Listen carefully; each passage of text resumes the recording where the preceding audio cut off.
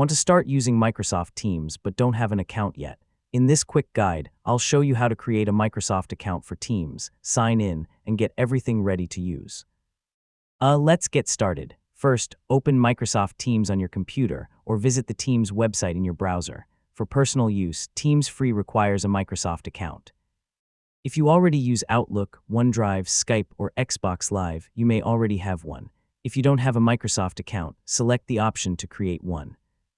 Teams may ask you to enter an email address or phone number first. Follow the prompts to begin creating your free Microsoft account. Next, enter an email address you want to use.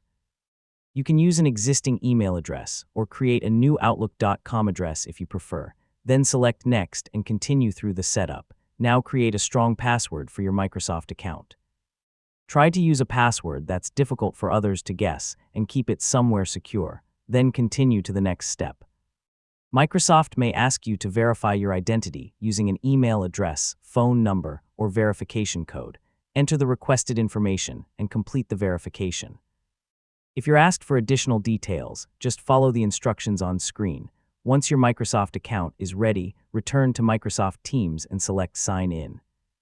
Enter the email address and password you just created. Depending on your setup, Microsoft may also ask for an additional verification code.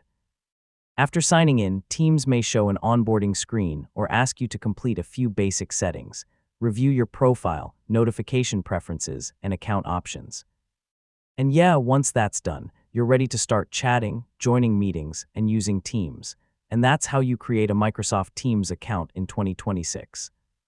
Create your Microsoft account, verify it, sign into Teams, and finish the basic setup, so you're ready to start using Teams.